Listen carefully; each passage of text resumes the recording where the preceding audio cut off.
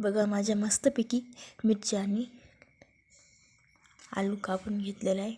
त्याच्या शेंगदाणे टाकून द्यायचे, मस्त भाजू द्यायचे.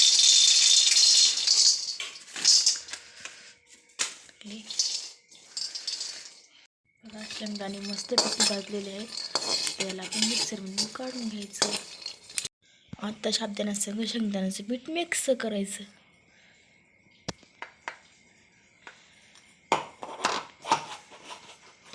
कढईमध्ये तेल टाकून द्यायचं. आता बघा तेल तपलेलं आहे, त्याच्यामध्ये आपण शेंगदाणे टाकून द्यायचे. बघा हे आता मी रात्रभर साबुदाणा घातलेला आहे, मुरलेला आहे, चांगला आहे. असं मोकळा होऊ द्यायचा. याच्यामध्ये आपण मिरच्या आणि आलू टाकून द्यायचा. बघा आता चांगलं करपूस भाजलेलं आहे. त्याच्यामध्ये आपण साबुदाणा टाकून घ्यायचा. मीठ टाकायचं. तुमच्याकडे उपवासाचं मीठ असलं तर तुम्ही उपवासाचं मीठ टाकायचं. आता याला चांगलं परतायचं.